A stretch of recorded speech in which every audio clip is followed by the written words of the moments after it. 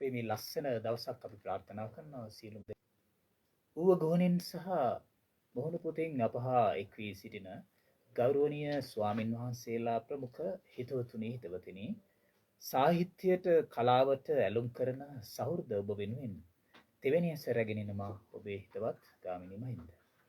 ඔබේ රසවත් හෝරාව අද දින මේ රසවත් කරන්නට අපි ආරාධනය පිළිගෙන ඌ ගුවන්විදුලියට වැඩමවා දාල බදුල්ල බණ්ඩාරවෙල පාරේ 191 විනිසුරු කන්ද හන්දියේ ශ්‍රී ගෞතම විහාරේ විහාරාධිපති සාහිත්‍යදර පාඨශාලාචාර්ය දර්ශනපති දර්ශන විශාරද ආචාර්ය නම කියන්නට අවසරයි අපේ හාමුදුරනේ වඩල් කුඹරේ ධම්මසිද්ධි ස්වාමින් වහන්සේ ඔබ වහන්සේට තෙරුවන් සරණයි. තෙරුවන් සරණයි. ඉතින් 50 වෙනි ජන්මදිනය මේ මාසේ 28 වෙනිදාට ඔබ වහන්සේ සවරන්නට කටයුතු සංවිධානය වෙමින් පවතිනවා.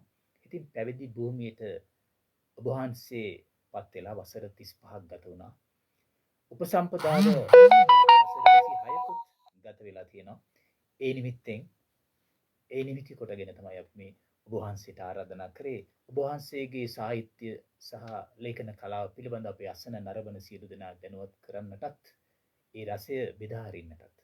ඉතින් නිර්මාණාත්මක සාහිත්‍ය ලේඛන කෘති පිළිබඳව තෙවැනි ඇස නරඹන බලන සියලුම දෙනා වෙනුවෙන් අපි ගෞරවනීයව ඔබ වහන්සේ මේ අවස්ථාවේ පිළි අර ගන්නවා. ඉතින් අපි කැමති ඔබ වහන්සේගේ හඬින්ම ඔබ වහන්සේගේ කුඩා කල සිට මේ දක්වා ගමන් මගේ 50 වෙනි ජන්මදිනයේ සමරන්නට දින දෙකකට කලින් අපි මේ අසන නරඹන ඔබ වෙනුවෙන් ගෙනහර පාන්නට ඔබ වහන්සේට මේ ආරාධනය ඔබ වහන්සේගේ මේ හඬින් කතා කරන්නට. හොඳයි හැමදෙනාටම තෙරුවන් සරණයි කියලා ප්‍රාර්ථනා කරනවා. ඉතින් අද දවසේදී සුබ කටයුතු කීපයක්ම ඉදිරියේ තබාගෙන තමයි අපි මේ වැඩසටහනට වැඩම කරන්නේ. ඉතින් විශේෂයෙන්ම ගුවන් විදුලියට මේ අවස්ථාවේදී මාගේ පුණ්‍ය ආනුමෝදනාව වගේම ස්තුතිය ප්‍රකාශ කරනවා. ඒ වගේම කවදත් මේ වැඩසටහන සුවදශීලීව මෙහෙයවමින් විශාල සම්පත්දායකත්වයක් මේ මැදිරියට කැඳවමින් ගරුතර මහා සංඝරත්නය වගේම ගිහි පැවිදි අපි කියන විදිහට විශාල පිරිසක් මේ මණ්ඩපයට වැඩම කළා. තෙවැනි ඇස තුලින් මේ ප්‍රජාවට අපි වගේ අය ගොඩාක් හඳුන්වාගෙන අපේ කතනය කරන මේ වැඩසටහන මෙහෙයවන අපේ ගාමිණී මහින්ද දිසානායක මහත්මයාට ඔබතුමාටත් තෙරුවන් සරණ කියන ප්‍රාර්ථනාවත් ඒ වගේම මේ වැඩසටහන නිෂ්පාදනය කරන හසෙන්ද්‍රා ලියනාරච්චි මැතිණියත් මේ වෙලාවේදී මාත්මියත් මේ වෙලාවේදී සිහිපත් කරනවා. ඉතින් මේ කළමනාකාරීත්වයේ ඇතුළු වූ ප්‍රජා ගුවන් විදුලියම මේ වෙලාවේදී අපි මේ ප්‍රජාවම සිහිපත් කරනවා. ඉතින් අද මේ විශේෂ වැඩසටහනට මට ආරාධනා කළාට බොහොම පින් කියලාත් මේ අවස්ථාවේදී ප්‍රකාශ කරන්නට කැමැතියි. ඉතින් අපි අද දවසේ කතා කරන්නට ඔබතුමා බලාපොරොත්තු වෙනා වගේම දැන් 2026 8 වෙනි මාසේ 28 ලබද්දී හරියටම 1976 උපත ලැබලා මේ ආගිය ගමන් මගේ 50 වන ජන්මදිනය සමරන්නට තමයි දැන් අපි කල්පනා කරගෙන ඉන්නේ. ඉතින් මේ 50 වන ජන්මදිනය සමරනවත් එක්කම විශේෂයෙන්ම මේ වැඩසටහනත් එක්කම අපි බලාපොරොත්තු වන කාරණාව තමයි මේ ගමන් මඟ ආගිය තොරතුරු මේ මෙතෙන්ට එනකන් අපි අපේ ජීවිතයේ මොනවද කළේ කැපකිරීම මොනවද අපි ලබා ගත්තේ ඒ වගේම විශේෂයෙන්ම සාහිත්‍යයට ඒ වගේම ධර්මයට අධ්‍යාපනයට පැවිදි ජීවිතයට ශාසනයට අපි කළ කී දේවල් පිළිබඳව ආවර්ජනයක් කරන්නට තමයි විශේෂයෙන්ම ඔබතුමාත් එක්ක මේ වැඩසටහනට අපි වැඩම කරලා තියෙන්නේ. ඉතින් අපි මේ කටයුතු අද දවසේදී මේ හෝරාව තුළ සිදු කරන්නට බලාපොරොත්තු වෙනවා. ආගිය තොරතුරු සාහිත්‍යයත් එක්ක බෙදාගෙන කතා කරන්නට ජීවන චරිතයත් එක්කම. බොහොමත්ම පින් අපේ අහමුදුරනේ ඔබ වහන්සේ මෙයා ගමන් මගේ කෘතීන් හිතන්නේ 20කට අධික සංඛ්‍යා 20කටත් එහා 21ක් වගේ දැනට මේ වෙනකොට මුද්‍රිත අමුද්‍රිත ප්‍රකාශිත පොත් ගත්තම සමස්තයක් විදිහට දැනට 20 පන්නලා වගේ තියෙනවා. අපි ඒකෙන් පළවෙනියෙන්ම ඔබ වහන්සේ ලියන ලද ප්‍රායෝගික ජීවිතයට බුදුදහම කියන කෘතිය ගැන තමයි අපි මුලින්ම සාකච්ඡා කිරීමට බලාපොරොත්තු වෙන අපේ හාමුදුරනේ.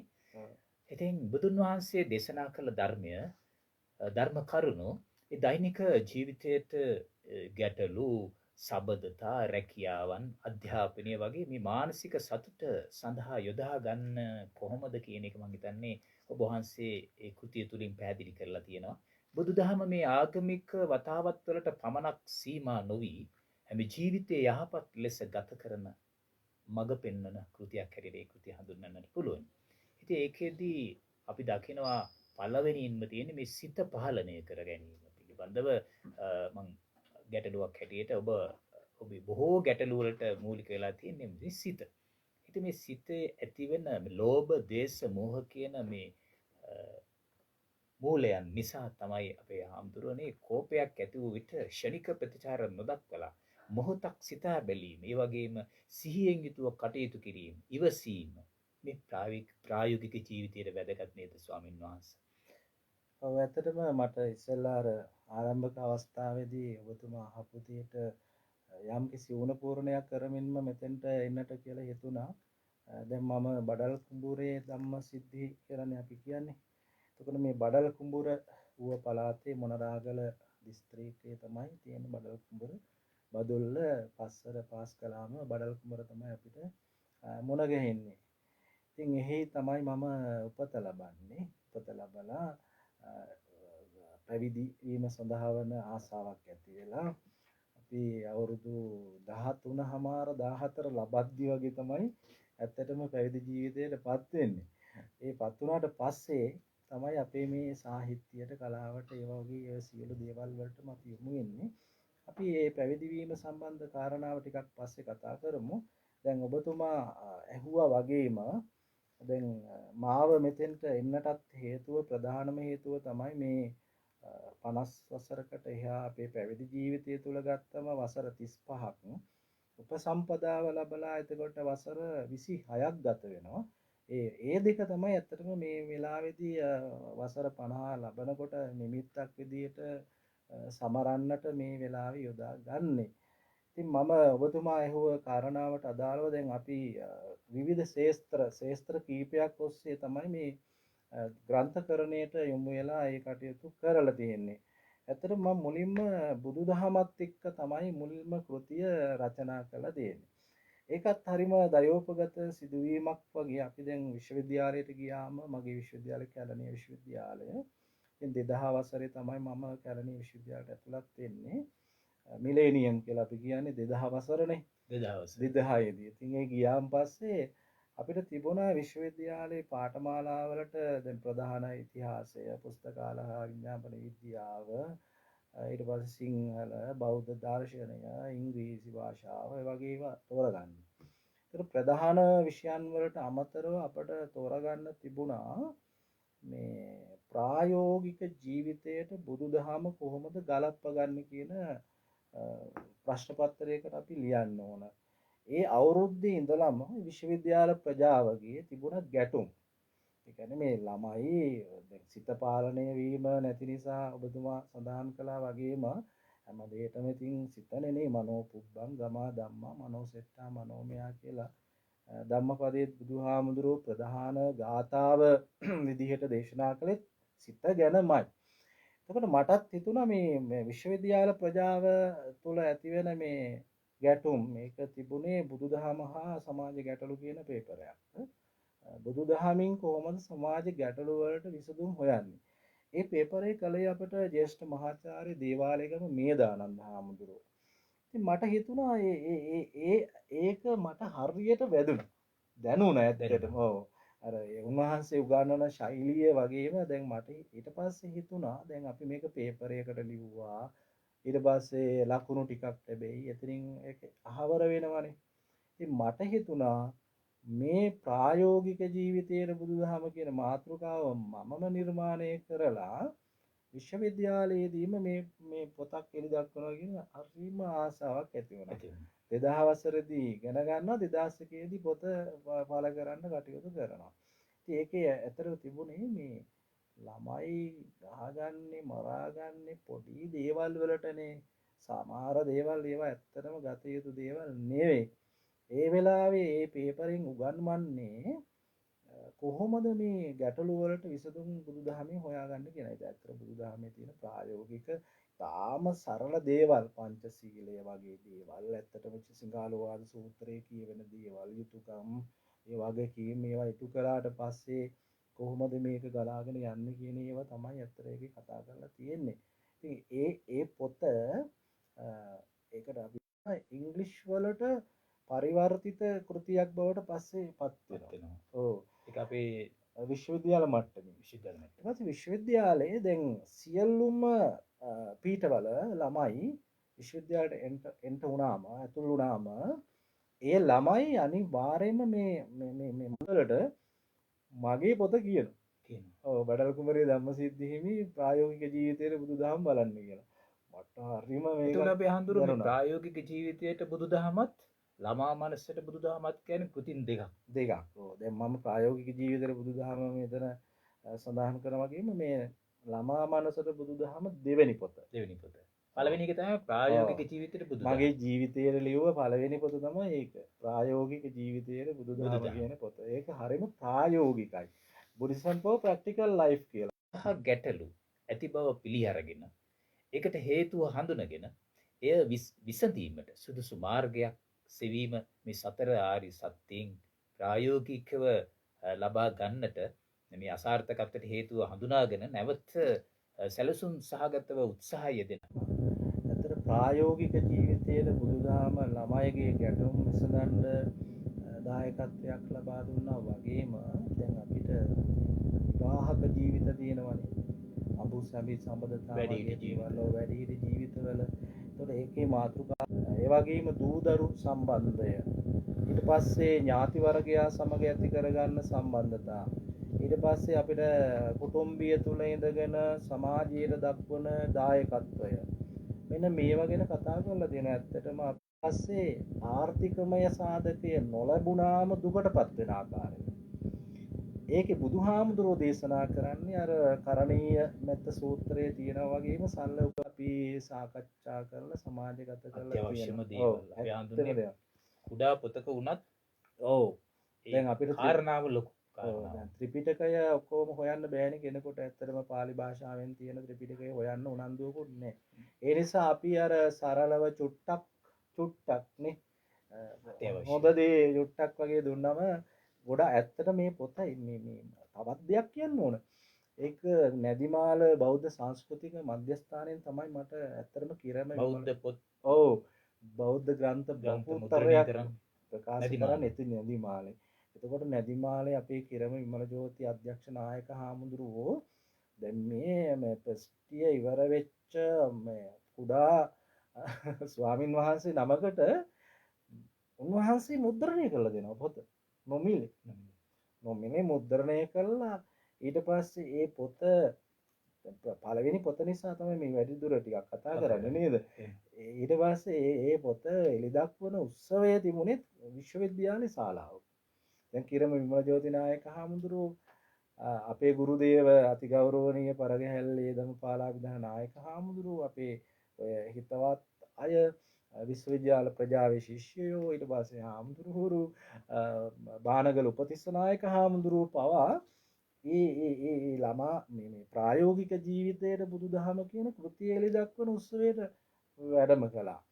ඒ වැඩම කළා උන්වහන්සේලා කරපු ඒ දේශනවලදී අපේ මහින්ද මහත්මයා උන්වහන්සේලා ප්‍රකාශ කළේ විශ්වවිද්‍යාලයට ආපු තරුණ ස්වාමින් වහන්සේ කෙනෙක් පළමු වතාවට මේ වගේ බුදුදහම ඇසුරේ පොතක් ලිව්වයි කියලා.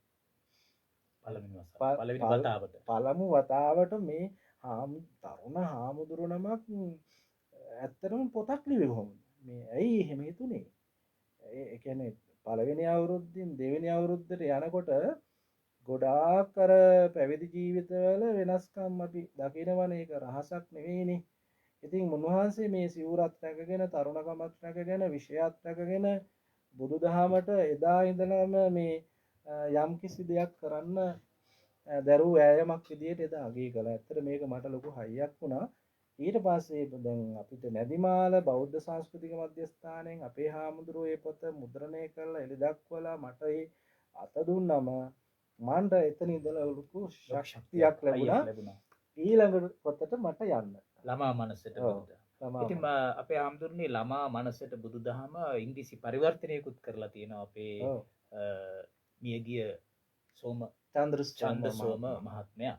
ඉතින් චන්ද්‍රසෝම මහත්මයාගේ ඒ කාලේ ගත පින්තූරයක් දැකලා තමයි මම ඒක මේ ඔහු හඳුනාගත්තේ. ඔහුත් අපි ඒ ගැනත් පොඩ්ඩක් කතා කරමු ටිකක්. ඔව්.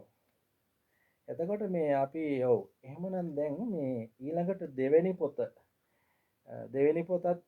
මම මුද්‍රණය කරන්නේ මේක කතෘ මුද්‍රණයක් විදිහට කතෘ ප්‍රකාශනයක් ඇත්තටම ළමා මනසට බුදුදහම. දැන් මේ ළමා මනසට බුදුදහම කියන දැන් ඔබතුමා දැන් මාතෘකාවත් පොඩ්ඩක් අහන්න ඕනනේ. ඒකට මේ මාතෘකාවත් පොඩ්ඩක් කියන්න ඕන. දැන් අපිට අර ප්‍රායෝගික ජීවිතයේ බුදුදහමෙන් ආමන්ත්‍රණය කළේ වැඩිහිටි පරම්පරාව. 18ට උඩ කියලා කියමුකෝ.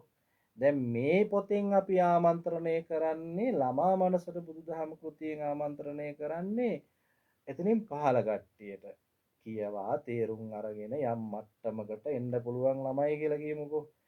ඇතර අර පිටකවර පවා නිර්මාණය කරනකොට මට අර කලින් පොත ගැන පිටකවරයක් මට නිර්මාණය කරන්න මට ඕන වෙලා මට ඕන වුණා මේ පවිත්‍රකම බුදුහාමුදුරන්ගේ පෙන්වන්න අර නෙළුම් මලේ කතාව මඩ තවරා ගන්නේ නැතුව නෙළුම් මලක් උඩට ඇවිල්ලා දසත වීදෙන සෝඳ කරනවා. ඒ නිසා මම ඔය මේ සියබලාපේ එක්තරා විහාරස්ථානයක ඉන්න කාලේ මම නිකම් මේ ඒ පැත්තේ තියෙන ඔය පොඩි පොකුණු තියෙනවා. මම පොකුණකට ගිහිල්ලා නෙළුම් මල සජීවීව ෆොටෝ ගන්න උත්සාහ කළා. නෙළුම් මල. ඒකම තමයි පිටකවරයකට. පිටකවරට නෙළුම් මල තමයි දාලා තියෙන්නේ උතන. දැන් ඒක මම කියන්නේ එතරින් ඒ ධෛර්යය ලැබිලා ඊළඟ වසර යනකොට විශ්වවිද්‍යාලයේම ඉන්න කාලේ මේක 2002 ඒක 2001 වුණානේ. 2002 වන වසරේදී මේක මම මේ කෘතිය ළමා මනසට බුදුදහම නමින් ළමයින්ට ලියනවා. දැන් මේක ඉන්න පින්තූරේ වුණත් පේනවා නෙමෙයි. ඒ කාලේ හැටියට ගුඩා කාලේ වගේ තමයි නව යවුණවදී විශ්වවිද්‍යාලයට ගිහිල්ලා අර නිකන් හතු වෙච්ච ගතියක් වගේ තියෙනවා. ඉතින් අපි ආන්දුන්නේ ඉතින් ළමා මනසට බුදුදහම කියන්නේ ළමා මනස ඉත සංවේදී. නිර්මාණශීලීව ඉක්මනින්ම ඉගෙන ගන්න මේ ස්වභාවයකුත් තියෙනවානේ. ටක් ගාලා ඉක්මනින්ම මේ වැළඳ ගන්න අවස්ථාවක් තියෙන ළමයා. ඉතින් එවැනි මනසකට බුදුදහම හඳුන්වා දීමේදී දරුවාට බිය දැනෙන විදියට ආකාරයට නැතුව ආදරෙන් කරුණාවෙන් සත්‍ය මේ යහපත් ඇසිරීම පිළිබඳව මේ සිහිය පිළිබඳව තමයි මේ ධර්මයෙන් පැහැදිලි කරන්න ඕන. ඉතින් මේ හොඳ දේවල් හොඳ දේ සිතමි සිතු දේ කියමි කිව් දේ කරමි කරමින් හැඳෙමි කියන මේ කවි පන්තිය වගේ මේ හොඳින් සිතනවා නම් එතකොට මේ තමන්ගේ වචනයත් ක්‍රියාවත් යහපත් වෙනවනේ අපේ හාමුදුරනේ. ඉතින් මේ දරුවන්ට මේ මෛත්‍රිය හා කරුණාව පිළිබඳ සත්තුන්ට හිරිහැර කරන්න හොඳ නැහැ. මිතුරන්ට උපකාර කරන්න ඕනේ. අසරණ කෙනෙකුට කරුණාව දක්වන්න ඕනේ. ඒ වගේ මේ සරල දේවල් නේද මේ කියලා දෙන්නේ අපි. ඔව් ඇත්තට මේ දැන් ළමා මනසට බුදුදහමේ අතුලාන්ත පිටු ගත්තම මාතෘකා ගත්තම මේකේ තියෙන ළමා සිතයි බුදුදහමයි. මාතෘකාව ළමයින්ගේ සිත කොහොමද බුදුදහමත් එක්ක ගලපන්නේ මේ දෙක සංකලනය කරගන්නේ. මවයි පියයි ළමා සම්බදියාවයි. පාප මිත්‍ර සේවනයයි කල්යාණ මිත්‍ර සම්පත්තියයි. ළමා වියයි ගුරු ඇසුරයි. ළමා මනසයි පංචශීලයයි. ඒ මාතෘකාව යටතේ තමයි පරිච්ඡේද පහක් තියෙන්නේ. පරිච්ඡේද පහක්. එතකොට මේකේ පළවෙනි පරිච්ඡේදයේ මවයි පියයි ළමා සම්බදියාවයි කියන්නේ මේ අම්මනේ අපිට මුලින්ම හම්බ වෙන්නේ නේද? එතකොට අම්මා හම්බ වෙන්නකොට අපිට පුදුමාකාර බැඳීමක් ඇති වෙනවනේ. ස්නේහයක් ආදරයක් අම්මා ගැන අපි කතා කරනවා මේ පසු කාලීන කවි පන්ති වලිනුත් කතා කරනවා. ඔව් ඒක ඔබතුමාට ඊගින් අපි කතා කරමු. එතකොට මවයි පියයි ළමා සම්බදියාවයි ඒ කියන්නේ අම්මයි තාත්තයි දරුවෝයි අතර තිබිය යුතු මූලික බැඳීමනේ. මව පියයි ඔව් අතර ඒ ගැන කතා කරනවා. එතකොට අපේ අත මොකද වෙලා තියෙන්නේ කියලා දැන් බලන්න ඕන. ඒතර කිසියම් සමාජගතව මේ බැඳියාව සබැඳියාව ඈත් වෙච්ච නිසානේ මේ ඔක්කොම ගැටලු තියෙන්නේ. දැන් දෙමව්පියන්ට අවනත නැති දරුවෝ බිහි වෙලා තියෙන්නේ මේ බෞද්ධ නිවස තුලින් මේවා ලැබිච්ච නැති හින්දා. ඇත්තටම බුදුදහමේ කොච්චර තියෙනවද මේවා කතා කරන්නේ නැහනේ අපි. ඇත්තටම අපි අපරාධයක්. ඒ අපරාධය අපි දැන් මේ සමාජය තුළ දකිනවා. දැන් මේ බුදුහාමුදුරුවෝ ඉස්සෙල්ලාම අම්මා කියන කෙනා හඳුන්වලා දෙනවා. අම්මා හඳුන්වා දුන්නම තාත්තා කියන කෙනා හඳුන්වලා දෙනවා. ඒ අය වෙනුවෙන් කොහොමද අපේ තියෙන යුතුයකම් වගකීම් ටික ඉටු කරන්න කියලා කියනවා. ඊට පස්සේ සිංහලෝවාද සූත්‍රයේ මේකේ කතා වෙනවා යුතුයකම් ටික නේ දෙපැත්තට පහ පහ බෙදලා ඒව කතා වෙනවා. මම මේකේ හැබැයි මේ සරල මේ පින් මද පුතුන් සියයක් ලදුවත් નિසරු ගුණනන බෙලෙන් යුතු පිතුල් පුතුමයයිතා ගරු වගේ ඒවත් අරගෙන මහා 1000ක් හිටියට වැඩක් නැහැ නේ ගුණයක් නැති දරුවෝ. එක ළමෙක් ඉන්නවා නම් ඇති ගුණවන්ත දරුවෝ. ඔව් ඒකයි පොන්සඳ කියන්නේ එහෙමයි. ඒ නිසා මම ඔබතුමාගෙන් ඉල්ලනවා අර අම්මා ගැන අපි කවි පන්තියකට යන්න ඕන කිව්වනේ නේද? අම්මා ගැන. අම්මා නුබයි කියන එක නේද? 32 වෙනි. ඔව් චොට්ටක් අපි බලමුද ඒ ගැන මේ මෙතෙන්ට ගැලපෙනවා දැන් මාපිය දූ දරු අපි හඳුන්නේ අම්මා නුබයි කියලා වහන්සේ සොරබොර පාමුල කෘති ලියපු පද්‍යයක්. මම ඒක ගායනා කරන්නම්.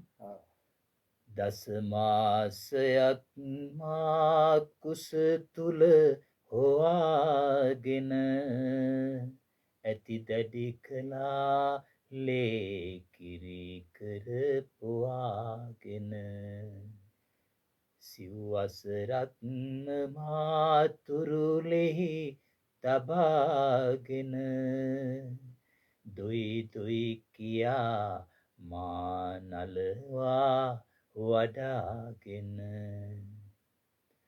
කඩුල්ල ළඟට වී එනතුරු බලාගෙන ඉන්නවා නේද මා පුතු කොයි කියාගෙන බත් පත බෙදාදී කනතුරු බලාගෙන කාපන් පුතේ කාපන් තව කියාගෙන ලස්සන ඇඳුම් අන්දා හැඩරුව බලන නින්දෙදි පවා නිති රැකවරණය සදන බුදුන් ළඟට පූජාසනයේ හිඳින අම්මා නුබයි මා පෙම්බර රැජින. අපි හඳුන්නේ ඒ කවි පන්තිය කිව්වම ඇත්තට දරුවෙකුට තමා මනසට කොච්චර දැනෙනවද නේද? දැන් අපිට මතක් වෙනවා ඉස්සර කාලේ අම්මලා අද වගේ මේ අධ්‍යාපනයේ මහා තරංගයක් තිබුණේ නෑනේ. එතකොට අධ්‍යාපනය ලබන්න ගමේ පාසලට ගියාම අම්මට දැන් මේ දරුවා මේ දක්කන ගති ඒ කාලේ නෑ. දක්කාගෙන යනවා ආයෙනවා එහෙම නෑනේ. ඉතින් ඒ ගමේම අල්ලපු ගෙදර ඒ රංචුවත් එක්කම යවනවා. ඉතින් නැවත ගෙදරට එනතුරු අම්මා මේ දරුවා දිහා බලා ඉන්නවනේ එනකම්. ඒක හරිම සංවේදීනේ. සංවේදී කියන්නේ අර ඒ තමයි අම්මා. දැන් දරුවා ගෙදරින් එළියට ගියාට පස්සේ අම්මා බලාගෙන ඉන්නවා කඩුල්ල. ඒ කාලේ කඩුළු තිබුණේ නේද? නිවෙස් වල දැන් වගේ මේ ලොකු තාප්ප සහිත යකඩ ගේට්ටු නෙවෙයිනේ තියෙන්නේ. කඩුල්ලක් තියෙන්නේ. ඒ නිසා තමයි ওই කවිපන්තියේ කඩුල්ල ළඟට වී එනතුරු බලාගෙන ඉන්නව නේද මා පුතු කොයි කියාගෙන. කඩුල්ල ළඟට වෙලා ඉන්නේ කවුද? මගේ පුතා ගෝ මගේ දුව ගෝ එනකම් බලන්න. එනකම් මේ බත් ටික උයාගෙන බලාගෙන ඉන්නවා ඉස්කෝලේ යරලා එනකම්. ඒක අපි අත්දකලා තියෙනවා. ඒ අත්දකලා තියෙන නිසා තමයි මේක ලියවෙන්නේ තාම සරලව. ඊට පස්සේ මොකද්ද කියන්නේ බත්පත බෙදා දී කනතුරු බලාගෙන කාපන් පුතේ කාපන් තව කියාගෙන. අපිම ඒ වචනම තමයි. දැන් අම්මා අපි කඩුල්ල ළඟට වෙලා ඉඳලා බලාගෙන ගිහලා එකගෙන ගිහිල්ලා අන්තිමේදී එයා කරන්නේ බත්පත බෙදලා දෙනවා. බත්පත බෙදලා දීලා එයා යන්නේ නෑනේ. යන්නේ නෑ ළඟට වෙලා හිටගෙන ඉන්නවා. ඒ හිටගෙන ඉඳගෙන දැන් අපිට හොඳටම ඇති.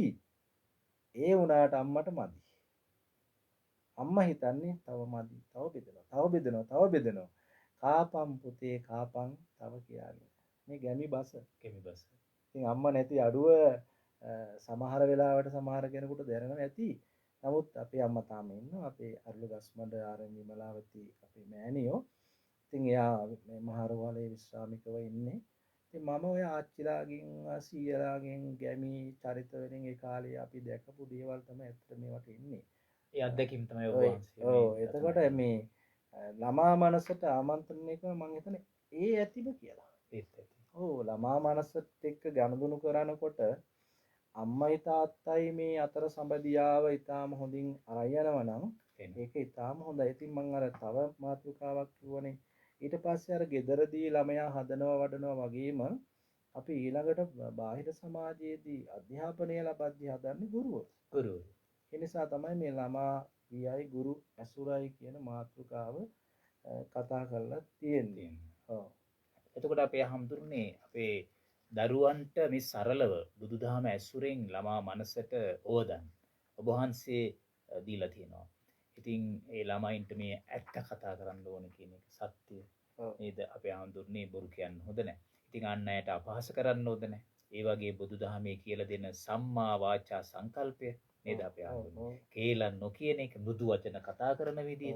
ඉතින් සිහියෙන් යුතුව කතා කිරීම සම්බන්ධව ඔබ වහන්සේ සඳහන් කරලා ඇති මේ කන විලාවට අපි කන සිහියෙන් කන්න ඕනේ. කෑම කන විලාවට. පාඩම් කරන විලාවට පාඩම් කරන සිහියෙන් පාඩම් කරනවා. ඉතින් අපේ හාමුදුරනේ ඒ සිහියෙන් ජීවත් වීමේ සරල ආකාරය පිළිබඳව ඊළඟට කෝපය පාලනය කරගෙන පිළිබඳවත් අපේ හාමුදුරනේ මේ කෝපය කියන එක කොච්චර මේ අපේ සිතට කාවදිනවද අපේ සිතට අසහනය ආවම මේ කෝපයෙන් වෙන හානිය අපේ හඳුන්නේ තුමේ කෝපය ඇති වුණා මොකද්ද කළ යුත්තේ කියන එක දැන් අපි ටික වෙලාවක් නිශ්ශබ්දව ඉඳලා හුස්ම ගැනීම හුස්ම හෙලීම හුස්ම පාත්‍ර දැමීම වගේ මේ සරල ව්‍යායාම් තුලින් අපිට කෝපය පාලනය කරගන්න පුළුවන් අපි අහලා තියෙනවා. අපි දරුවන්ටත් කේන්ති යනවා. ඉතින් මව්පියන්ට හා ගුරුවරුන්ට ඔබ වහන්සේ කිව්වා මවගේ ආදරය පිළිබඳ ඒ වගේම ගුරුවරු අපිට ඇසුරට ලැබෙනවා. ඉතින් ගුරුවරුන්ට ගරු කරන්න ඕනේ කියන එක. ඉතින් දැන් ඒ කාලේ ඉඳලා අපි කරන දේ වරදක් කරාට පස්සේ අපි වරද ගැන නිවැරදි කරගන්න කටයුතු කිරීම. ඒ වගේ කාරණා රාශියක් මම හිතන්නේ පුස්තකයේ සඳහන් වෙලා තියෙනවා. ඉතින් අපේ හාමුදුරනේ ළමා මනසට බුද්ධාමෙන් පස්සේ ඔබ වහන්සේ අපි කතා කරන්න යන්නේ කාලෙත් කෙමෙන් මේ අතර ඔබතුමා අර කතා ඇහුවට පස්සේ මට මතක් වුණා ඔබතුමා ඇහුවනේ මේ ළමා මනසට බුදුදහම කියන මේ කෘතියත් එක්කම පරිවර්තිත කෘතිය ඉංග්‍රීසි පරිවර්තනය අපි නම් කරන්නේ බුද්දිසම් for children කියලා. Buddhism for children. ඒක ළමා මනසට එන ළමන්ට බුදුදහම.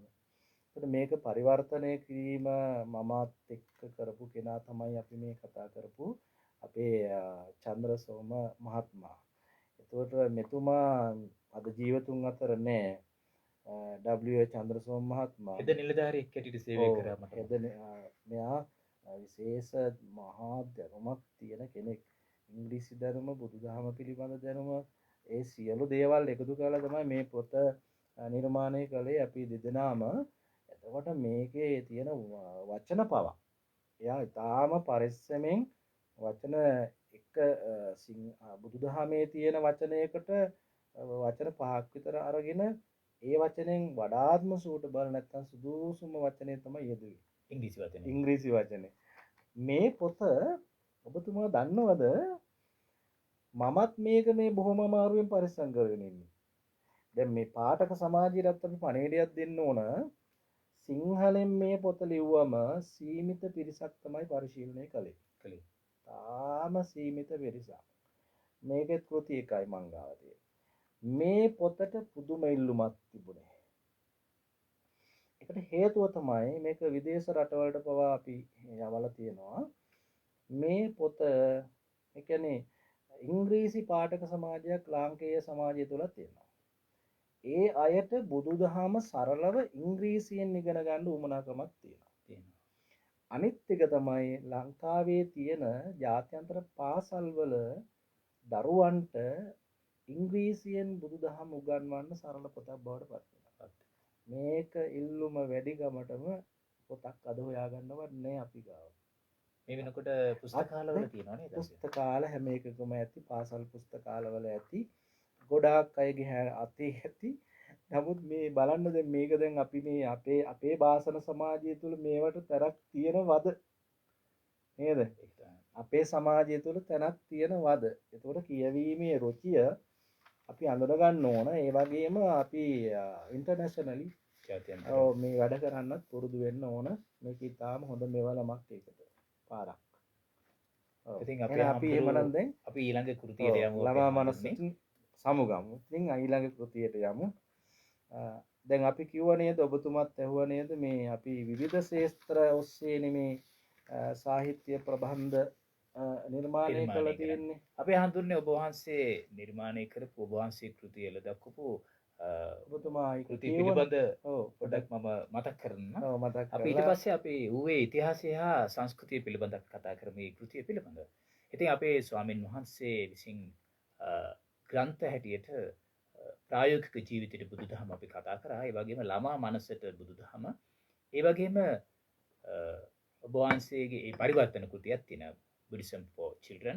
ඒ වගේම උඩරට කලා ශිල්ප හැවත් ඌවේ ලෙන් විහාර මූර්ති හා චිත්‍ර කලා ඉතිහාසය කියලා දිග මාතෘකාවක් යටතේ ඔබ වහන්සේ පොතක් නිර්මාණය කරලා තියෙනවා. ඒ නිර්මාණ මම හිතන්නේ ඉතිහාසය විතරක් නෙමෙයි චිත්‍ර විෂය ඉගෙන ගන්න සියලුම දෙනාට වැදගත් වෙයි.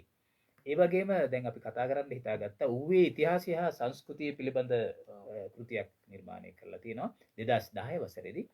ඌවේ ඓතිහාසික හා පූජනීය ස්ථාන පිළිබඳත් ඔබ වහන්සේ කෘතියක් නිර්මාණය කරලා තියෙනවා. ඌවේ ඓතිහාසික හා පූජනීය ස්ථාන වන්දනාවේ යන අයට විතරක් නෙමෙයි සංචාරය යන අයට ගොඩක්ම වැදගත් වෙනවා ඉතිහාසය පිළිබඳත්. ඒ වගේම ඓතිහාසික දෝවලෙන් විහාරය පිළිබඳව ඔබ වහන්සේ වෙනම පොතක් ලියලා තියෙනවා. ඊළඟට ඉතිහාසය ප්‍රශ්නෝත්තර සංග්‍රහය අංක 1 කියලා පොතක් නිර්මාණය කරා. තුනක් තියෙනවා. පොත් තුනක් තියෙනවා. 1 2 3 කියලා. ඒ වගේම සොරබුර පාමුල කියලා අපි දැන් අද කවි කීපයක් තෝරගත්ත ගයන්නට සොරබුර පාමුල කෘතිය 2019 දී ඔබ වහන්සේ එළි දැක්වුවා. ඒ වගේම පරිේශන නිබන්ධන, ඒ කියන්නේ අමුද්‍රිත දැනට මුද්‍රණයේ පවතින කෘති හැටියට බුදුසමයේ විශේෂ රාජ්‍ය අනුග්‍රහය කියන කෘතියත්, ඒ වගේම ඌවේ ලෙන් විහාර පිළිබඳ විමර්ශනයක් කියන කෘතියත්, ඌව දනව්වේ ඓතිහාසික තොරතුරු පිළිබඳ මූලාශ්‍ර අධ්‍යයනයක්, මේ දේවල් මේ මුද්‍රිතව තියෙනවා. තවත් මුද්‍රණය කළ යුතු මුද්‍රණයට යොමු කළ සූදානමින් තියෙන කෘති කීපයක් ලියලා ඉවරයි. ඇත්තටම ලියලා ඉවර වෙලා මුද්‍රණය කරන්න වෙන් කරලා තියෙනවා.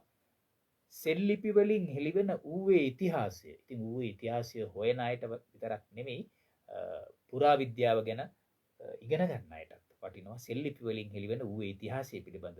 ඊළඟට ඌවේ ජනකවි සංග්‍රහය. එතෙම ඌවේ ජනකවි සංග්‍රහය කියලා කෘතියක් ඔබ වහන්සේ මුද්‍රණය කරන්නට සූදානම් කරලා තියෙනවා කිව්වා. මට මතක් වුණේ අපේ සංගීත නර්තන විෂයන් සෞන්දර්ය විෂයන් හදාරන අයට හුඟක් වැදගත් මේ ජන කවි සම්බන්ධ. ඊළඟට මග සලකුණ කියලා අලුත් නව සංස්කරණයක් තියෙනවා. මේ 26 එළි දක්වන්නට තියෙන එකක්, මුද්‍රණයේ තියෙන එකක්. ඓතිහාසික මුතියංගන රාජමහා විහාරය පිළිබඳ පවත්නා ජනශ්‍රුති කියලා අලුත් මේ ඊයේ පෙරේදා පරිශන කෘතියක්. ඓතිහාසික බෝගොඩ ලෙන් විහාරය ගැන තියෙනවා.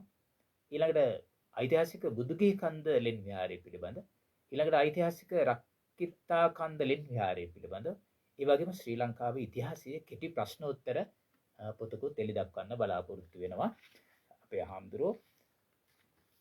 ඉතින් ශාස්ත්‍රීය ලිපි ලියලා තියෙන විශේෂ ප්‍රකාශන හැටියට ශාස්ත්‍රීය ලිපි. ඒතර ශාස්ත්‍රීය ලිපි උපහාර කලාප සමරු කලාප ලියලා තියෙනවා.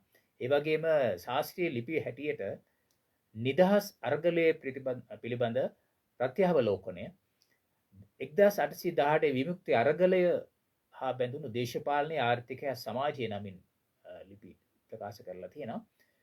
ඊළඟට විරුවන් ද්‍රෝහීන් කළ වෙල්ලස්සේ විමුක්ති අරගලය නමින් ලිපියක් කරලා තියෙනවා.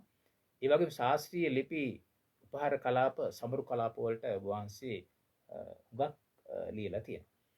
ඉතින් අපිට එහෙම කියාගෙන යනකොට පූජා ප්‍රසාදිනී ශාස්ත්‍රීය ලිපි තියෙන ධර්මවිජය ඕමාරේ මේ නේද අපේ ධර්මවිජය ශාස්ත්‍රීය ලිපි සරණිය. ධර්මවිජය ශාස්ත්‍රීය ලිපි සරණිය. ඊළඟට වෙල්ලස්සේ නිදහස් සටන. ඊළඟට ශෝභිතාභිශෝභා ධර්ම ශාස්ත්‍රීය සංග්‍රහය. සාහිත්‍ය කෙත එකලු කළ ඌවේ පැවිදිවත. ඉතින් සුධම්මප්පබා ශාස්ත්‍රීය සංග්‍රහය. ඓතිහාසික ගල්ගේ පිටිය ලෙන් විහාරය නමින් ලිපියක් කරලා තියෙනවා. ඓතිහාසික මුතියංගන රාජ මහා විහාරයේ සමරු සංග්‍රහයට ලියලා තියෙනවා. ඒ වගේම පුවත්පත් වලට ඔබ වහන්සේ ලිපි රචනා කළා. බුදු සරණ පුවත්පතට කඩින් කඩ ඔබ වහන්සේ එහෙම තියෙනවා. රාශියක්ම තියෙනවා. මම තෝරාගත්ත දිනමින නවලිය ඒ වගේම බුදු සරණ යනි ලංකාදීප පත්තර වලට ඔබ වහන්සේ ලිපි. ඉතින් ඒ ලිපි ඇසුරෙන් ඔබ වහන්සේට පුළුවන් එකතු කරලා නැවත කෘතියක් බවට පත් කරන්නට මම හිතන්නේ එහෙමත් කරන්න පුළුවන්. ඉතින් ඒ ඔක්කොම කරලා තියෙන අපේ මේ ස්වාමීන් වහන්සේ 50 වෙනි ජන්මදිනයේ සමරන්න ඒකත් එක්කම තමයි මේ අපි මතක් කරන්න ඔබ වහන්සේගේ අපි ඊළඟ ඌවේ ඉතිහාසය සහ සංස්කෘතිය පොත පිළිබඳ කතා කරන්නට කලින් ඔබ වහන්සේගේ සොරබර පාමුල පද්‍යයක් අපි මං ආස ජීවිතයත් මලක් වගේ කියන්නේ. අංක දැන් අපි ජීවිතය ගැනනේ කතා කරන්නේ නේද? 50 වසරකට පා තබනකොට ඒ ජීවිතය ආපස්සට හැරී බලලා අපි මොනවද කරලා තියෙන්නේ කියලා මේ සමාජයට පොඩ්ඩක් කියන්න ඕන නේද? අපි මොනවද කළේ මොනවද? ආන්නේ අපි මේ ජීවිතයක් මලක් නම් කියන කවි පන්තියක් පොඩ්ඩක් බලමු. ජීවිතයත් මලක් වගේ සුවඳ දිදී නැහෙනවා. බඹරු ඇවිත් එහි වහලා උන්ගේ වගේ පැණි බොනවා. මහ සුළඟට හසු වේලා එහෙට මෙහෙට පැද්දෙනවා. පාට පාට පෙති හැලිලා අනියත බව පවසනවා. පාට සුවඳ පාට නැති උදා බඹරුත් නැතට යනවා. අලුත් මලක් පිපෙනාතුරු සමනලයොත් ඉගිලෙනවා.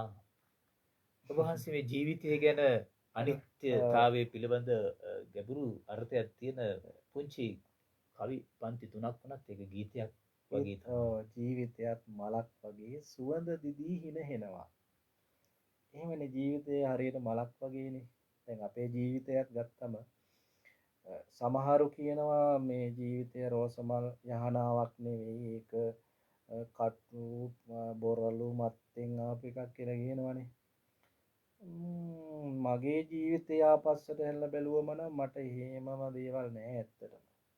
එහෙම කියන්නේ මේ පොඩි කාලේ අපි ගෙවල් වල ඉන්නකොට වුණත් එහෙම මහා කටුකත්වයක් එහෙම දැනිලා නෑ ඇත්තටම. ඒසුව පාසල් යනවා එනවා නානවා කනවා බොනවා රෑ වෙනවා එළි වෙනවා ජීවිතේ ඉතින් ගෙවනවා ඉතින්. ඒ පුණ්‍ය බල මහිමයත් එක්ක වෙන්න ඇති අර කහ වතට ඇදී ගියේ කහ වතට ඇදී යන්න මේ පුණ්‍ය මහිමයක් තියෙන්න ඕන ඇති. ඒක නිසා ඔව් මොනවා හරි බැඳීමක් තියෙනවා ඒක තියෙනවා. සංසාරේ පුරුද්දක් වෙලා තියෙනවා. ඔව් ඒ තියෙන හින්දා තමයි මෙහෙම මේ බැඳින්නේ. ඒක ලොකු වාසනාවක්. ඒක ලොකු පුණ්‍යයක්. ඉතින් ඒ නිසා මට ඔය සොරබොර පාමුල කියන්නේ මගේ සාහිත්‍යමය පැත්ත හැකියාවක් තියෙන පැත්ත පෙන්වන්න කරපු එකන්නේ. ඕවා ඇත්තට මගේ උනනවා. ඒ කියන්නේ කවි පන්ති ආයි දවස් 3-4 නෙමෙයි. දැන් පළවෙනි පේලිය, දෙවෙනි පේලිය, තුන්වෙනි පේලිය, හතරවෙනි පේලිය ලියවෙනවා. ඊළඟ පේලිය ටිකක් ලියලා ඉවර වෙන්න ඕන. ඉවරයක් වෙන්න. ඔව් ජීවිතේ ඔහේ ගලාගෙන යනවා වගේ තමයි. එතකොට ඒක ලියමුණා. ඉතින් ඒක හරි ඉතින් හරිම ලක්ෂණයි ඇත්තෙන්ම ඒක ගොඩක් අර්ථවත්. ඉතින් අපේ හාමුදුරනේ අපේ කාලය යන නිසා අපි මේ කෘතියට යමු.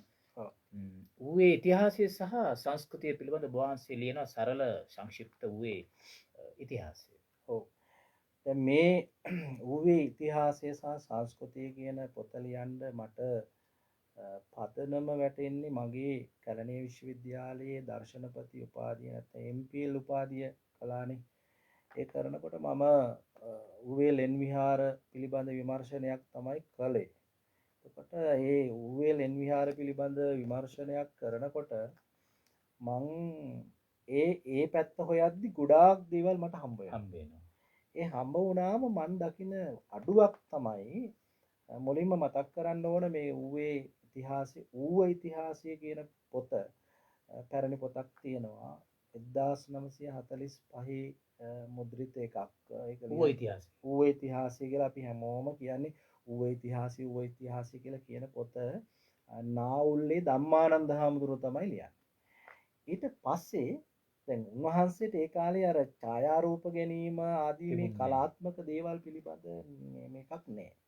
දැන් අපිට ඕන වුණා මේ ටිකක් සරල නමුත් සරලව පින්තූරත් එක්ක සිතියම් ගත කරලා අපේ ඌවේ ඉතිහාසය දේශපාලනය ආර්ථිකය සමාජය ආගම මේ සමස්ත දේවල් බදුල්ල ඌව හැදිච්ච විදිහ ඌවට නම් ලැබිච්ච විදිය බදුල්ලට නම් ලැබිච්ච විදිය ඌවේ සංස්කෘතිය ආර්ථිකය මේ සියලු දේවල්ම කැටි කරලා ගන්න. කෝට්ටේ යුගයේ දක්වාම මහනුවර යුගයේ දක්වාම වගේ ටිකක් අපිට කතා කරන්න ඕන. දැන් මේ පොත ගත්තම මේක මම දැන් මංගාව මේ පොත නේ. අතුවරයා ගාවත් නෑ පොත ඒ තරම්ම මේ ගිහිල්ලා සමාජගත වෙලා මේක පුස්තකාලවල තියෙනවා. මම දැන් මේ මට අවශ්‍යතාවය උඩ මම පුස්තකාලයට නොබෝදා ගිහිල්ලා පුස්තකාලෙන් මම ඉල්ලගෙන ආවා මේක. මට මේ පෙන්වන්න ඕන කියලා. පුස්තකාලයට ගිහලා මම ගත්තේ මේ සීල් කරපුවත් සීලොත් තියෙන අරංගි බැහැර කරපුවා දැන් කොළ අලුතෙන් අලවලා මේක ඒ තරම්ම පරිශීලනය කළා මේ දුර්වර්ණ වෙලා තියෙනවා. ඉතින් මේක අපිට මේ ඌවට සම්පතක් නේ. සම්පතක් අපේ. ඒ නිසා ඒක ඉතිහාසය සම්බන්ධ වුණාට මේක අපේ භූමියේ අපි ජීවත් වන මේ කලාපයට අදාළ වන තාම වැදගත් කෘතියක්. ඉතින් මේවා ඇයි මේ අපේ දරුවන්ට මේවා සමාජගත වෙන දැන් බඩල කුඹුරේ ධම්මසිද්ධිය කියලා මේ බුද්ධ පූජාව පාංශුකූලය විතරක් වගේනේ කට්ටිය හිතන්නේ නේද? ඊට වඩා අපි මහා දේවල් ගොඩක් මේ 50ට එළඹෙනකොට ජන්මදිනය සමරන්න ලං වෙනකොට පැවිදි ජීවිතයකදී සමරුම් කියන දේවල් සාමාන්‍ය. නමුත් අර පින්කමක් කරන්න තියෙන්නේ. බෝධි පූජාවක්, ඒ වගේම ධර්ම දේශනාවක්, ඊට පස්සේ 59කට අධික මහා සංඝ රත්නය වෙනුවෙන් සාංගික දානමය පින්කමක් අපි කරන්නේ ඒවා. ඒ සමරුම් කියන වචනය ගිහි සමාජයට යන්නේ වෙනත් විදිහකට වෙන්න පුළුවන් නේ. ඒ නිසා අපි කරන්නේ මෙන්න මේ ත්‍රිවිධ පුණ්‍ය ක්‍රියා. ඒවා තමයි මේ සමරුමේදී තවත් ආශිර්වාදේ ලබන්න නේද? අන්න මේ කෘතිය එහෙමනම් අපි ඉල්ලා සිටිමු මේවා බලන්න. බලලා ඌව දේශය පිළිබඳව හැඟීමක් ඇති කරගන්න කියලා කියමු නේද? ඔබ වහන්සේගේ සොරපුර පාමුල තව කවි පන්ති තියෙන ඔබ වහන්සේ තවත් මම හිතන්නේ මේ කැමැති ඔබ වහන්සේ ප්‍රිය කරන දැන් අපේ සම්දිස්ථානයක් වෙනවනේ නේද? අපේ ඌවට අදාළවම මේ සොරබොර ළඟ වගේ සොරබොර අපිට සමීපයි. අපි ඒ ගැන චුට්ටක් කතා කළොත් හොඳයි නේද? සොරබොර ළඟ. ඔව්. ලස්සන කවි පන්තියක් තියෙනවා. 33 වෙනි පිටුව. සොරබොර පාමුල කියන එක කෘතිය. සොරබොර ළඟ කවි පන්තිය. සිත වැටුණා සොරබොර ළඟ මතක් වෙලා බුලතා නුඹ අරුම පුදුම සොරව ළඟ ගලා හැලෙන ජල කඳ ළඟ වැවක් සදා ගමක් සැදූ බුලතානුභයෝදයෙක්ය දුටු ගැමුණුට හයිය දීපු නුඹ නම් මහවීරයෙක් සොරබොර වැව් ඉස්මත්තේ මල් කඩනා ජෝඩුවක්ය ඒ දෙන්නා මුමුණන්නේ බුලතා ගැන වෙන්න බැරිද සැඳෑවලා බලා ඇදෙන කුක්කුරෑන තුඩින් තුඩින් සිහින් හඬින් අද දෙන්නේ බුලතා නුඹ ගැන නොවේද. අපේ හාමුදුරනේ සොරපුර ළඟ මේ කවි පන්තිය ගැන අපි ඉතින් ගයනකොට මේ සොරපුර මතක් වුණා. අපි ඉතින් සොරපුර ගිහිල්ලා සොරපුර වැවේ සිරිනරඹුණා. මේ සොරබොර වැවේම පින්තූරයක් තමයි මුලින් තියෙන්නේ. මුලින් තියෙන ඒක සජීවීම එකක්. අපිම ගත්ත එකක්. එතකොට මේ සොරබොර වැව ආශ්‍රිතව තවත් නිර්මාණ දෙකක් විතර ඔකේ තියෙනවා. ඇත්තට සොරබොර ඇසුරේ තිබෙන වෘතාන්තය, පුරා වෘතය, බුලතා යෝධයා ගැන, දුටුගැමුණු රජතුමා ගැන, ඒ වගේම අපිට පුරාවිද්‍යාත්මකව දකින්න ලැබෙන අරුම පුදුම සොරවුව, ගල් සොරවුව ඒ ගැන කතා ඔව් ඒක තමයි ඉස්සෙල්ලම මේක කොහොමද මේ නිර්මාණය කළේ නේද? අරුමයි පුදුමයි. ඉතින් මට මේක හරිම මට මන් දන්නේ මම අපි ඒ කාලේ ඉතිහාසය උගන්වනකොට ඉතිහාස අධ්‍යයන පීඨයේ ළමයි එක්ක යනවා චාරිකා. ශ්‍රේෂ්ඨ චාරිකා යනවා ඓතිහාසික තැන් බලන්න. ඒ ගියාම අපි ගියා මේ සොරබොරට. ගියා මට හිතිච්ච එකක් මේ සිත වැටුණා සොරබොර ළඟ මතක් වෙලා බුලතා නුඹ. අරුම පුදුම සොරවුව ළඟ ගලා හැලෙන ජල කඳ ළඟ. ඒ ජල කඳ මෙහෙම ගලාගෙන යනකොට මගේ හිත වැටෙනවා. මේ හිත වැටුණා කියන්නේ මගේ හිත කඩාගෙන වැටුණා කියන්නේ හිත ගියා කියන්නේ. හිත ගියා. බුලතා මේක ගලේ කොහොමද? ඒ කාලේ මේ අද තියෙන තාක්ෂණික උපකරණ තිබුණාද යාට? එනිසා කවිපන්තිය කියනවා මේ ගැන කතා වෙවි මහියංගන රජමහා විහාරයට මල් වට්ටියක් සකස් කරන ජෝඩුවක් එහෙම කතා වෙවි මේ මල් කඩනවා ඇති කියලා. දැන් මේ මල් කඩනවා කියන එකේ අන්වර්ථ මේ අන්න ඒකයි. මේ දැන් ඉන්න කට්ටිය ඉදයි මල් කඩනවා කිව්වම මේ ෆෝන් එකක් අරගෙන එහෙම මොනනවා ඒක නෙවෙයි. ඇත්තටම මේක මහියංගන රජමහා විහාරයට සමීප තැනක තියෙන්නේ. මහියංගන රජමහා විහාරයේ ඓතිහාසිකයි බුදුහාමුදුරුවෝ වැඩම කරපු තැනක් විදියට ඌවේ. එතකොට මේ මහියංගන රජමහා විහාරය වදින්න යන ජෝඩුවක්. ඒ ජෝඩුව තරුණද මහලුද කියලා අපි මෙතන කියලා නෑනේ. මේ ජෝඩුව මල් ටිකක් කඩනවා මහියංගනේ වදින්න.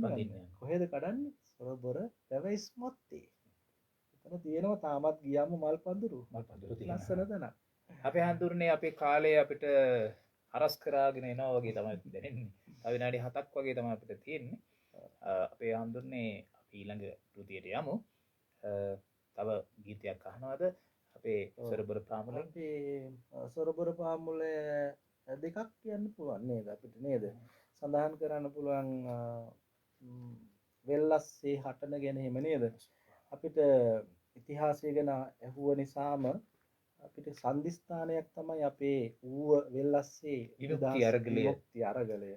1818 විමුක්ති අරගලය පිළිබඳව වහන්සේ ලියු මේ කවිපන්ති නිසදසක් වගේ නේද? වෙල්ලස්සේ මහ සටනේ අභිමන් පැහැහෙල විරුවන් දේශය රකිනා විස්කම් බලන් සකී කොහු කුඹුරේ රටේ රාල කැප්පැටි පුල තීර වීර එඩිපා සැටි බලන් සකී ඌටෑවේ රටේ රාල කිවුලේ ගෙදර මොහොට්ටාල සුදු බල සෙන්සුන් කළ හැටි බලන් සකී අපේම උන් අපට නැතිව පාවාදී මහ කැරැල් සුද්දන්ගෙන් වෙඩි කන හැටි බලන් සකී. විමුක්ති අරගලය පිළිබඳව මම හිතන්නේ කතා කරන්න ගියොත් අපි ඇත්තෙන්ම ඒකට වෙනම වෙලාවක් අපි ලිව්ව ලිපි ලේඛන ගොඩක්. අර මේ 1818 ප්‍රත්‍යාවලෝකනය වෙල්ලස්සේ උරුමය වගේ පොත්වල මම ඒ ගැන පූර්ණ මේ පරිච්ඡේදයක්ම ලියලා තියෙනවා. 18 නිදහස් අරගලය ගැනම. ඒ විමුක්ති අරගලේ අපේ සම්දිස්ථානයක් අපි ඒවා ඒ වගේ මාතෘකාවක් වෙනවම ඒකම කතා කරන්න ඕන. මෙන්න මේ වෙනකොට වසර 200 පැන්නා. ඔව් 207ක් විතර යන්නේ. 207ක් ඔව්. ඉතින් අපි හාමුදුරනේ අපිට තවත් කෘතියක් ගැන කතා කරන්න වෙලා තියෙයි. පොඩි වෙලාවක් විනාඩි 2-3. ඔව්. අපි මේ තවත් දැන් අපිට මේ ඔක්කොම හඳුන්වා දෙන්න බෑ. උඩරට කලා ශිල්ප හෙවත් ඌවේ ලෙන් විහාර මූර්ති හා චිත්‍ර කලා ඉතිහාසය. උඩරට කලා ශිල්ප හෙවත් ඌවේ ලෙන් විහාර මූර්ති හා චිත්‍ර කලා ඉතිහාසය මේක ගොඩක් වැදගත් වෙයි අපේ හාමුදුරනේ චිත්‍ර කලාව ඉගෙන ගන්නයි. ඇත්තටම මේක ලෙන් විහාර දෝව බෝගොඩ ගල්ගේ පිටිය රක්කිත්තා කන්ද බුදුගේ කන්ද රාවණාඇල්ල සෙනසුන්ගල බුලත්වත්ත උළුගල මේ ලෙන් විහාර 9ක් ඇසුරින් කරපු පර්යේෂණයක් මේක. පර්යේෂණ. ඔව්. එතකොට මේක මේවා කවුරුත් කරලා නැහැ. කවුරුත් කරලා නැහැ. අර මම කියවනේ මේ උපාධි නිබන්ධනයක් විදියට දර්ශනපති උපාධියට කරනකොට අපි හොයාගත්ත සම්පත් ගොඩයි කියලා. ඒ වෙලාවගෙන යනකොට අපිට හම් වෙන වෙනත් දේවල් ඒව අතාරින්නත් බෑ. ඔව් දැන් ඒ කෘතියේ නැති දේවල් අපි මේ කෘතියක් විදියට මේක හරි ඉම්පෝටන්ට් වැදගත් වෙනවා. මොකද කැලණීය විශ්වවිද්‍යාලයේ මේකත් මූලාශ්‍රයක්. දැන් ආචාර්යවරේ දේශනයක් කළා යනකොට බඩල් කුමරේ ධම්මසිද්ධි හිමිගේ ඌවේ ලෙන් විහාර මූර්ති හා චිත්‍රකලා ඉතිහාසය පොත බලන්න කියලා යනවා. ඒක ලොකු සතුටක්. ලොකු ශක්තියක් මට. මේක එකයි තියෙන්නේ ඌවට. එකයි තියෙන්නේ. එතකොට මේ පරේක්ෂණාත්මකව තමයි තියෙන්නේ. ඒවයි ගිහිල්ලා නරඹලා පරේක්ෂණාත්මකව ලියවෙච්ච පොතක්. හැබැයි මේවා දැන් මේ කවුද බලන්නේ? මේවා කවුද පුස්තකාලවල තියෙනවා අපේ පුස්තකාලවල ඇත්තටම ඔබතුමා කිව්වා වගේ මේවා සාමාන්‍ය කෙනෙකුට සාමාන්‍ය නේද? අපි සාමාන්‍ය කියන අර්ථයෙන් ගත්තම මේක පාඨක සමාජයේ නවකතා කෙටි කතා බලනවා වැඩිනේ. ඒ නිසානේ මමත් සොරබර පාමුල මේ කවි සින්දු වගේ පැත්තක් ගත්තේ. ඉතින් මේවා බලන්නේ විද්‍යාර්ථීන් තවත් කෘතියක් නිර්මාණය කරගන්න ඕන වුණාම පර්යේෂකයෙකුට මේක අත්පොතක්. එයා මේක ඇසුරින් තව ගොඩක් දේවල් ලියන්න ඕනේ තියෙනවා. ඒ වගේ දේවල් තියෙනවා. ඉතින් අපේ හාමුදුරනේ අපි දන්නේම නැතුව කාල වේලාව අවසන් වීගෙන යන නිසා මට මතක් කරන්න සිද්ධ වෙනවා අපේ ස්වාමීන් වහන්සේගේ ගුරු ස්වාමීන් වහන්සේ අපේ කමානකර ශ්‍රී වර්ධනාරාම විහාරාධිපති වත්මන් ගරු පරගහැල්ලේ ධම්මපාලාඥාන ස්වාමීන් වහන්සේගේ දැන් අපි මෙතන මේ වාඩි වෙලා ඉන්නේ සිවුරක් දරාගෙන සිටින්නේ ඇත්තටම අපේ ගුරුදේව නායක මාහිමිපාණන් වහන්සේ නිසා. උන්වහන්සේ බදුල්ල කම්මානංකඩ ශ්‍රී වර්ධනාරාම ධම්මචක්ක විහාරස්ථානය ඇතුළුව විහාරස්ථාන දැන් 6ක් පූර්ණව ඉදි කරලා තමන්ගේ ශිෂ්‍යවරයන් වහන්සේලාට බාර දීලා තියෙනවා. ඉතින් තවත් පන්සලක් හැදීගෙන යනවා. උන්වහන්සේ ඒ යුතුයකම තමන්ගේ දරුවන් වගේ හදා වඩාගත්ත තමන්ගේ ජ්‍යෙෂ්ඨතම ශිෂ්‍යවරයන් වහන්සේලාට මේ පන්සල් ටික බාර දීලා තියෙනවා. උන්වහන්සේට සැහැල්ලුවක් අපි ඒවා ඊටාම හොඳින් කළමනාකරණය කරගෙන පවත්වාගෙන යනවා. අපේ නායක හාමුදුරුවෝ තමයි අපිව ගමින් අහුලාගෙන ඉන්නේ නේද? ගමින් එහෙඳන් ඇවිල්ලා සිවුරු පටිය කරේ බන්දලා අපිට යන්න අපේ පූර්ව පිනස අපේ තියෙන ශක්තිය අපේ තියෙන උනන්දුව කැපකිරීම තියෙන මේ ධෛර්යයත් එක්ක උන්වහන්සේ මහා ශක්තියක් බවට පත් වෙනවා අපේ අද මේ ගමනට. එතකොට දැන් අවුරුදු 35ක්ම රැක්කේ අපේ නායක හාමුදුරුවනේ. එතන මම දැන් හැමදාම නිකන් කියන දෙයක් තමයි අපි ගෙදරින් අහුලන් ආවේ චුට්ටයි අපිට සිවුරත් එක්ක පන්සලෙන් ලැබුණේ ගොඩාක් දේවල්. ආයෙත් එක කිව්වට ගමන්නේ. අපි ගෙදරින් අහුලගෙන ආවේ චුට්ටයි අපිට පන්සලෙන් ලැබිච්ච දේවල් ගොඩයි. ඒ සියලුම ගෞරවය යන්න ඕන ඌව පළාතේ උපප්‍රධාන සංඝනායක අති ගෞරවණීය අපේ ගුරුදේව පරගහැල්ලේ ධම්මපාලාභිධාන නායක මහා ස්වාමීන්ද්‍රයන් වහන්සේට. ඒ වගේ මාත් එක්ක සමකාලීනව පැවිදි වෙච්ච දැනට ඌව මහාවිද්‍යාලයේ නියෝජ්‍ය විදුහල්පතිවරයෙකු විදිහට කටයුතු කරන අපේ දම්පල් විහාරයේ විහාරාධිපති ශාස්ත්‍රපති බඩල් කුමරේ ධම්ම ජෝති හාමුදුරුවොත් මේ වෙලාවේ මා සිහිපත් කරනවා. ඒ වගේම මාගේ ශිෂ්‍යවරයන් වහන්සේලා පරගැහැල්ලේ ධම්මසුමන සෝබන ඒ වගේම තව අපේ සහෝදර ශිෂ්‍යවරයන් වහන්සේලා ගොඩාක් ඉන්නවා. උන්වහන්සේලාත් මේ වෙලාවේදී අපි ගෞරවයෙන් සිහිපත් කරනවා. දායක කාරකාදීන් අතහිත දුන්නු අය, උගන්වපු අය, ගුරුවරු මේ සෑම දෙනාම කල්යාණ මිත්‍රයෝ ආදී වශයෙන් ගත්තම ගොඩාක් අය ඉන්නවා. ඒ හැම දෙනාම අපි සිහිපත් කරනවා. ඉතින් බුදු පාමුල සනසෙන්න අපිට මේ වරම් දුන්නට ඒ වරම දුන්නු ගුරු හිමියන් ඇතුළු, දෙමව්පියන් ඇතුළු, නෑදෑයින් ඇතුළු සියලු දෙනාම අපි සිහිපත් කරමු. මේ 27 වෙනිදා බෝධි පූජාවත්, ධර්ම දේශනාවත්, ඒ වගේම 28 වෙනිදා ජන්මදින සමරන වෙලාවේ අපේ නායක හාමුදුරුවන්ගේ ජන්මදින ඊළඟ සැප්තැම්බර් මාසයේ 28 වෙනිදාට යෙදෙනවා. 60 වයස් ලැබීම සහ 50 වයසට පාත බීම කියන මේ කාරණා දෙක. හැම දිනාටම මේ අවස්ථාවක් වේවි, හොඳ පුණ්‍යවන්ත අවස්ථාවක් වේවි. ඉතින් මේ අවස්ථාවේදී ඔබතුමා අද මට ආරාධනා කරලා ගුවන් විදුලිය ඔස්සේ සහ සමාජ මාධ්‍ය ජාල ඔස්සේ මේ විකාශනය කිරීමට ඉඩ හසර සලසා දුන්නා. ඒ වෙනුවෙන් නිෂ්පාදනය, කළමනාකාරීත්වය, අධ්‍යක්ෂ මණ්ඩල ආදි වශයෙන් සියලු දෙනාම සිහිපත් කරනවා. විශේෂයෙන් ඔබතුමාටත් පින් දෙනවා. ඔබ වහන්සේටත් අපේ ආරාධනය පිළි අරගෙන පැමිණියාට මේ වැඩියට ඔබ වහන්සේට අපගේ ගෞරවනීය ස්තුතිය මේ අවස්ථාවේ පුද කරන ගමන් අපේ අසන්නර වන සියලු දෙනාටම නැවත අපි හම්බ වෙනතුරු සුබ දහවලක් ප්‍රාර්ථනා කරනවා. ආයුබෝවන්.